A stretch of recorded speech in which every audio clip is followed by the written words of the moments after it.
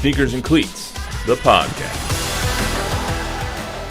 Welcome back to the Sneakers and Cleats podcast. It is Monday, June 10th. This is episode 108. Don Harris, Chuck Miketinac, back and better than ever alongside me and Bob Gambert and Javier. Let's just go with back. I don't know if we're better than ever. I'm not. I don't speak for Chuck. Yeah. Chuck's Did Luis get fired?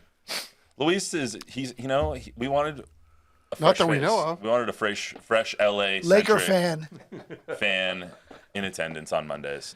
No, we're expanding, Bob. Chris fills in for you sometimes. Zach fills in for me sometimes. Everyone has their roles. We're the Boston Celtics. We have Drew Holidays and Kristaps Porzingis. It's not all just Jason Tatum and Jaylen Brown. Yeah, Kristaps is doing great. So, gentlemen, how was the weekend? I know you both were here for a long day yesterday. Don't ask. I ask every episode. I have to ask. How was your weekend? It's a long weekend. Mine was good. I was off, so I hung out with a lot of friends. I think my social battery is about on zero, though, because I saw friends like Saturday afternoon, Saturday night, Sunday afternoon, and then Sunday night. So I think I'm tapped out for the rest of the month. You're like Don and I. You come to work now to relax. Yeah, pretty much. Just so people can't bother me. Chuck and I both have elderly parents. And dealing with a lot of those issues is not easy. Yeah, I do not envy you there. That's for sure. It was a huge Brahmas win yesterday, though. There was a huge Brahmas win yesterday. We are going to talk more about that on Thursday. We're going to talk Brahmas UFL championship on Thursday. But yesterday was a great win. It was one of the first times that I've been glued to a TV watching a UFL game was yesterday. Usually I put it on and I'm trying to do something else, but I was actually really, really intensely watching yesterday. So, what'd you think of it? How does it the broadcast and the brand of football? How do you rate it? I think they do it a little gimmicky. I am not too into I like hearing the plays, but a lot of people don't know what F-flare means. So it doesn't really mean anything to the casual observer. I know what it is, but when you're hearing these play calls, you're like, what the hell is that? Yeah. I just couldn't believe it was a game. I mean, the Brahmas kicked the living what out of those guys, and yet their defense was fantastic. Back-to-back plays by San Luis. And how about the San Luis fans flipping the birds at our guys when they're in the end zone? I mean, just stay classy, St. Louis. I think it's a really weird thing that the Brahmas are going to be playing in St. Louis for the third time in 3 weeks. Yeah, that's crazy. And the thing I really don't like about it is, and it's really helped the Brahmas out this year, but I get it, the way they do the scoring and the way you do the onsides and get it back and everything. The game's never over till it's over. But you can dominate a football game for 3 quarters and 10 minutes and lose. And I don't know if it makes it exciting. It's good for TV, but I don't know if that's good for football. Yeah, I mean, the 3-point play, I can do without the 3-point play at the end of the touchdown. Like a 1 and a 2 is fine. I like the no onsides and actually running a play instead of the onside kick, 4th and 12. Yeah. I like that more. But it did keep it interesting because it was a 10-point game going into the final 2 minutes, and there was actually a chance that St. Louis could come back and and I was thinking maybe the Brahmas should go for it on 4th and 12 up 10, right? Yeah. I mean, what would preclude them from doing that? Exactly. It creates a lot more of that stuff. But we got a lot of other stuff to get to today. Caitlin Clark, once again in the news, this time snubbed from the Olympic team. Is it news? Apparently. So is it a big deal? Should a lot be made of it? It's grabbing headlines all over the country today, so we'll talk about it. The rumors are continuing to swirl around the San Antonio Spurs and what they're going to do with their draft. Could they trade both of their first-round picks to move up? We'll see what Don thinks on that one. I know he's got an opinion on it, as he usually does on Spurs things. What's the likelihood of that happening? Are they going to trade for Darius Garland? Are they going to trade for Lauri Markkanen? A lot of different things kind of swirling around the San Antonio Spurs with less than 3 weeks to go before the draft. But as we always do, we start with the number game, number 8.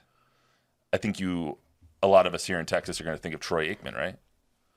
Yeah. I'm with you on that one. Yeah, for sure. Troy and Kobe are the first two that come to mind. Kobe too. Kobe was the first thing that popped into my mind, and then Yogi Berra, Troy, Joe Morgan. I didn't put Joe on the list, but I put Cal on the list. Cal Ripken is. It's another good one. I would say he's the best number 8 in baseball history. I think Yogi. He's a 10-time champion. You can't really. Yogi Berra is like the Bill Russell of of baseball. Yogi Berra was a outstanding player. Everybody thinks he just won 10 championships riding behind the other guys. You look at his numbers, man. I'm telling you, he was a great hitter.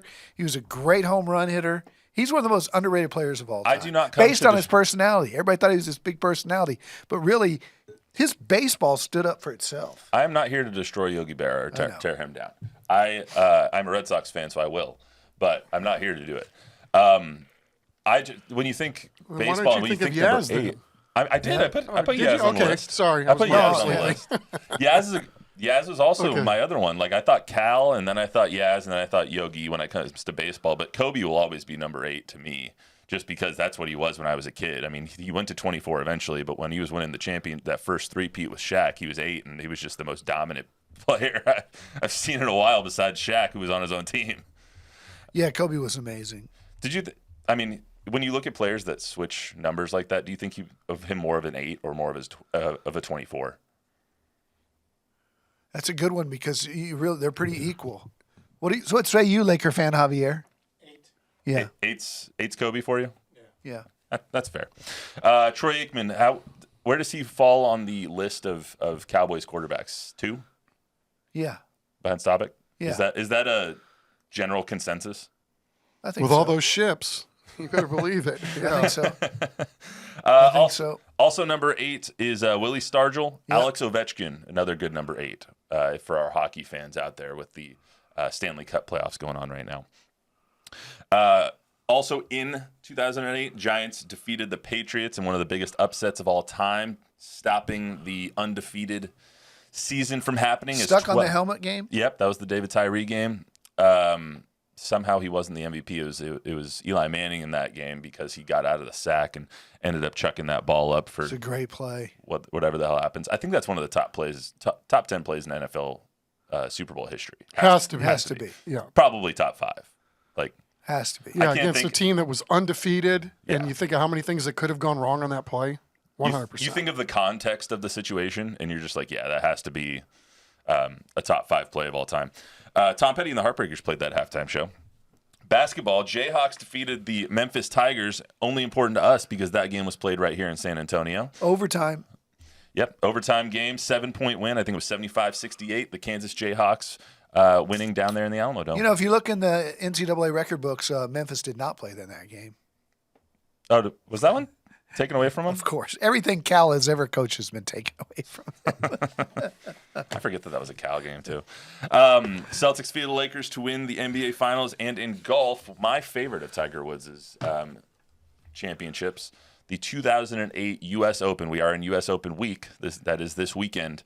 2008 U.S. Open, when he won on one leg against Rocco Medier, you could see him writhing in pain and then having to play a whole nother 18 on the Monday afterwards because he tied it late on Sunday. It was my favorite of all of his championships until the 2019 Masters. So that was, it's just so unbelievable. Yeah, he was really, really, that putt, Rocco knew it was going in. We all did. Yeah, and Rocco played out of his mind, too, just to keep up and make himself or put himself into that position. Just a shame that he got Tiger Woodsed. Yeah, he got Woodsed, that's for sure. All right, let's get to some topics at hand. So Caitlin Clark was left off of the Olympic roster once again through no fault of her own, back in making headlines because she was left off.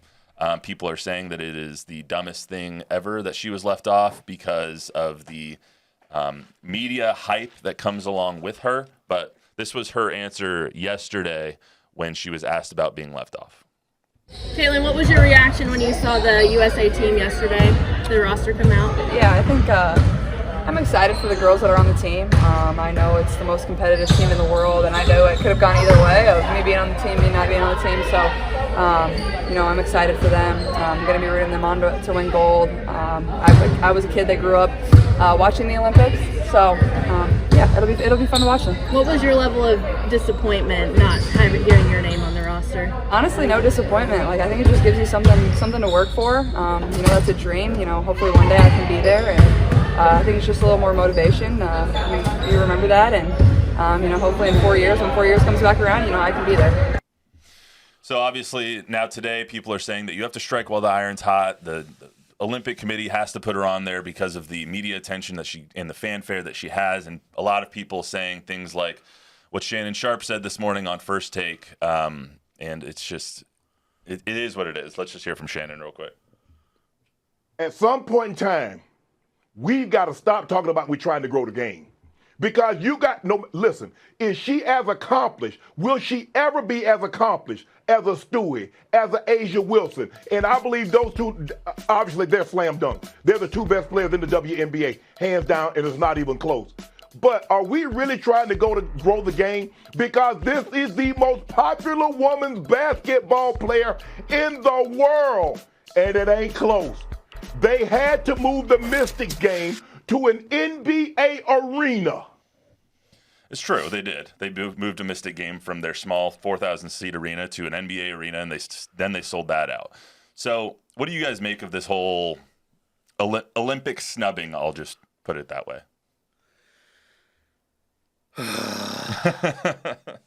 I'll say this. They all have very good, valid points that she would elevate the game, that the marketing aspect of the U.S. women's basketball team would be bigger with her on it. But that's not the reason that you put someone on a team. You put someone on a team because they're one of the best 12 players and they deserve it. There have been a couple of exceptions to that.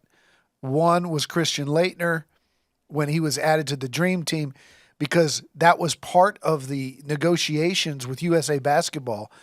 That was the first NBA team to go. USA Basketball made a contingent, what's it called? The word I'm looking for. One exception. Like a concession. Yeah, you have to put at least one of our college guys on. So they did that for Laettner. Never happened again. Imagine right now this summer if Team USA Basketball had to put Cooper Flag or something like that. Zach Edey on the team, okay, over a great NBA player. Never going to happen. Second of all, politics has always played a case in selecting the U.S. men's basketball team. In 1984, Charles Barkley and Karl Malone did not make the team, but Jeff Turner did, because his coach, C.M. Newton at Vanderbilt, was chairman of the selection committee. And Bobby Knight was the head coach, and he put a freshman, Steve Alford, an 18-year-old point guard, on that team. He had no business being on that team, but politics played a part of it. Those were snubs. Charles Barkley, not on the 84 team, that's a snub. Based on merit, he deserved to be there. I don't know you can say that Caitlin Clark, based on merit, deserves to be there. She deserves to be there if you want to grow the game.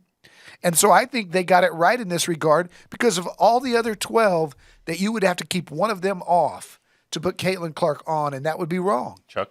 Yeah, does Caitlin Clark seem like she's bent over this? Does she feel like she got slighted? She's for sure saying the right things. Well, I mean, to me, end of story. I mean, where is this narrative coming from that we've got to weigh in every time on anything that happens, good or bad, to Caitlin Clark? I'm still trying to figure out greatest shooter of all time, and then all the side stories that are going to people like Steph or whoever it is. I mean, again, I don't blame Caitlin Clark. I just don't understand where this push is, or this machine.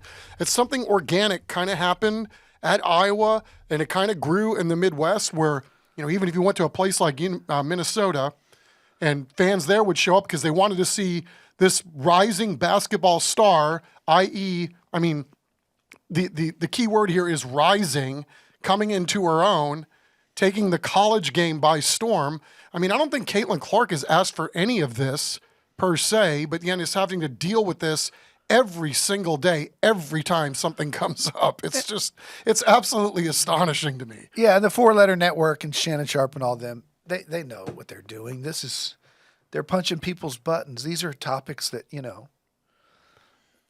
who cares? It's good for the WNBA. It's not just ESPN that's talking about it. No. It's the clickbait world we live in.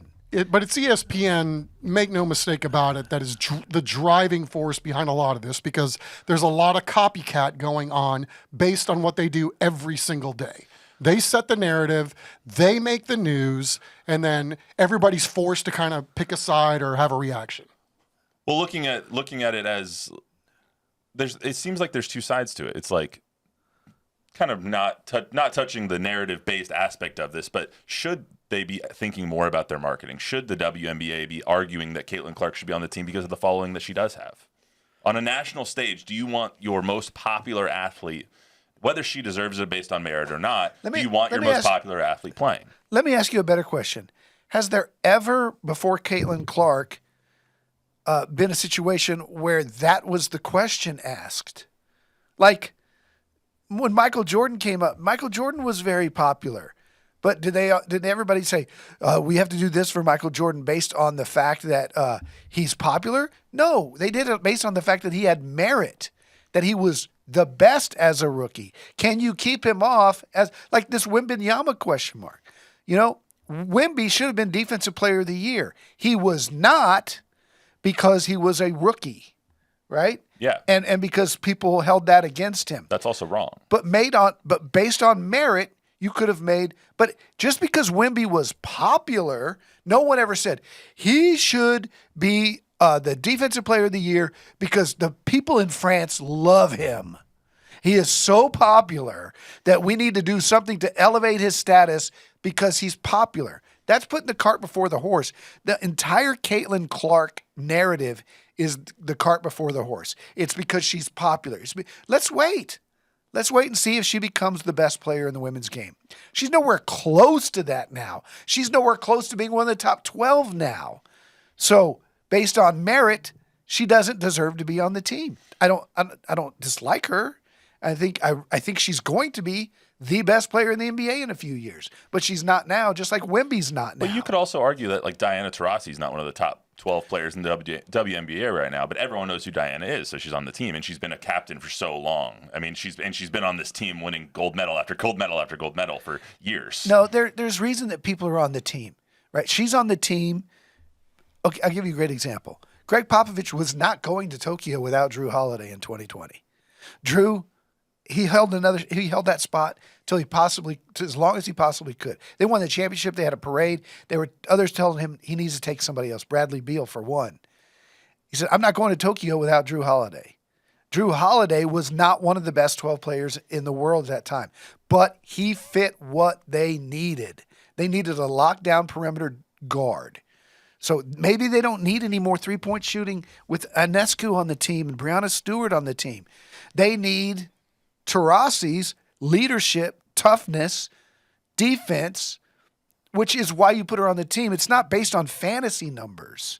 There's reasons these coaches want these players on the team. You just blew my mind a little bit. I just from the coverage and everything, I thought Caitlin Clark was like one of the top 5 best players, but she's not even in the top 12. I don't think so. That's wild. Not yet. But I'll be the first to admit I am no WNBA player personnel expert. She's a very good player, but this is getting off topic a little bit, but just based on like what she's done so far, and I'm no WNBA expert either, but they're milking the cash cow as much as they possibly can. Every single network, every single podcast, us included, we're talking about Caitlin Clark because people are talking about Caitlin Clark, and like that's why she's a great shooter. She's a great scorer. She's a great scorer. Caitlin Clark is not one of the top 12 players in the WNBA right now. She probably will be at some point, but they played 11 games before the Aces played 7 because people are trying to get her on TV. That's what they're trying to do right now. And it might have been a good marketing play. But let me tell you this. For everybody saying, oh, NBC really want... I don't know. NBC knows the Olympics. The Olympics is swimming in week 1, gymnastics in week 2, track and field in week 3. Always in prime time. Women's basketball, even men's basketball, with the most popular players in the world, Kevin Durant and those guys, they're stuck on Peacock somewhere at 2:00 on a Thursday afternoon most of the time, right? So I don't think NBC's like craving Caitlin Clark. But would their time slots be different if Caitlin was on the team is the question. Would the Olympics then blow out their coverage saying we need to get Caitlin Clark and the women's basketball at a time slot when they can watch it here in the States because Caitlin Clark is going to demand those kinds of numbers because it's all about the ratings anyway? I don't think so because she's not going to play. If she was on that team, she'd be riding the pine like Christian Laettner. Any comment before we move on? Tom Guerrero from the business office. ¿Qué pasó, Tomás? 12. He wants to know how many rookies have been elected to play in the Olympics. That I don't know. In the NBA, I don't know. He didn't say. Well, the NBA used to be college only. So it would be none, other than Leitner, who was going to be a rookie in '92. I mean, Wembanyama is going to be a rookie this year. So I mean, he'll play For France. Yeah, I'm talking about for obviously. Team USA. Yeah. And then Michelle Thompson had a comment. She said, "Newsflash: she's the reason the WNBA is even being watched. Not to mention her three-pointers. You're not wrong. At least she's an actual woman." And then she went on to say Oh, other stuff. that's wrong. All right, that's a different. We're going to stay away from the last part of that, but you're not Come wrong. on. She is watching the WNBA, or a lot of people are watching WNBA because of Caitlin Clark. Just to close, That's true. Just to close out this topic, the players on this list are Asia Wilson, Sabrina Ionescu, Brittany Griner, Diana Taurasi, Brianna Stewart, Kelsey Plum, Jewel Lloyd. Who are you taking off? That's the thing. Like, you're taking off. Okay, the 12th person on this list, Kayla Copper. Excuse me. She's a one-time WNBA champ. She's a 3-time All-Star. Jackie Young, 2-time All-Star, 2-time WNBA champ. She's averaging 18.3 points this year. Who are you taking off? There's nobody to take off to put on Caitlin Clark based on merit. All you would be putting her on for is to get eyeballs. And to me, I agree, that's wrong. You shouldn't just put her on there just to make a dog and pony show out of this. That And doesn't she make will any be sense. there in time, and this will all be. In 4 years, if she deserves to be on the team, if She'll she's be on if the she's team. still as popular as she is right now, she will be on the team, and we will say, wow, Popularity they made the won't right- have anything to do right with it. decision. It'll be based on merit. All right, let's move on to the NBA draft. There's a lot of rumors, and the Spurs seem to be at the center of almost all of them. First and foremost is ESPN Jonathan Giveaway. Giveaway or Grivoy? One of the two. Your boy. Your boy Giveaway. He is reporting that it is being rumored and talked about that the Spurs will are thinking about trading 4 and 8 to move up to number 1 with their eyes set on the French star Alex Sarr. Don, you are our basketball guy. I would like you to do you think that would be a good idea to get, one player instead of 2? I'm not smart enough to know, and I don't think he knows, and I don't know if that's accurate at all. And if they are thinking about, look, I could see somebody trading 4 and 8 in this draft to get the one player that they think is going to be a really good player in this draft because it's not very deep. So it might be accurate that 1 is going to be more valuable than 4 and 8, one good player versus 2 okay players. Because some of the players they're talking about at 8 are scouts think will be just kind of role players in the NBA, decent role players, right? Doug McDermott's of the world. I would be shocked if Sarr is their guy. I think Sarr was at the top of the boards because that's what Atlanta needed. I don't think they need another 7-footer, and I don't think they target Sarr as the one guy in this draft. Maybe. No one knows what the Spurs are going to do. They traded George Hill and picked Kawhi Leonard at 15, and we had never heard of him. We had never heard of Josh Primo in all the weeks leading up to that draft, and they took him at 12 or wherever they took him. So they're going to surprise us on draft night, and if they pick Sarr, that would really surprise me because I don't think they need another 7-footer. And I think the one guy at the top of this draft that's the very best, surefire, Jaylen Brown, next Jaylen Brown type NBA stud is Stephen Castle from UConn. And I think he could go number 1. He could go 4. He could go 4. But if they think Houston will take him at 3, if Sarr and Risha Shea go 1-2, then I think they would trade up to make sure they got Castle if that's their guy. It's all about who their guy is. That's right. That's right. Chuck, as far as there's another rumor swirling around that Darius Garland is a potential target, the Cleveland guard. There's another rumor swirling around in the Spurs actually are the odds-on favorites to trade for or to acquire Lauri Markkanen out of Utah. What do you make of the Spurs being at the center of all of these trade talks before the draft? Well, they have a lot of assets, right, that they could give up in order to get any of those 2 guys, and who wouldn't want to have either one of those guys on their team? But, going back to the previous question about the Spurs packaging to move up to number 1, if you read those stories, it's always the Spurs are thinking about doing this and they're interested in doing this. But the question is Atlanta so moved to take that pick and then make the trade. I mean, after you could argue the last time they made a Spurs trade or a trade with the Spurs, they got fleeced. Totally. They can't afford to do that again. So on the surface, when I see a story like that, I tend to want to dismiss it. So, I mean, I think there's a lot of things that the Spurs can do, and to their credit, they have positioned themselves very well to do a multitude of things. And I think Don said it best, and I think we've said it before here, that only they know what they're going to do. So let's just wait and see what happens at the end of June. Chuck and I have covered the Spurs long enough to know through all these summers that a lot of the stuff that gets reported on the Spurs, while it might be true for other teams, a lot of the stuff that gets reported on the Spurs is complete BS. It's people guessing. It's Jonathan Givony throwing darts at the board. And sometimes they get it right. Woj got it right a few times back in the day. He gets it right all the time now. But very rarely do the Spurs do what we think they're going to do. That's why I say I don't know. What I end up taking from all these stories, and there being so many different stories about it, is that the Spurs are in such a good position to make their roster better.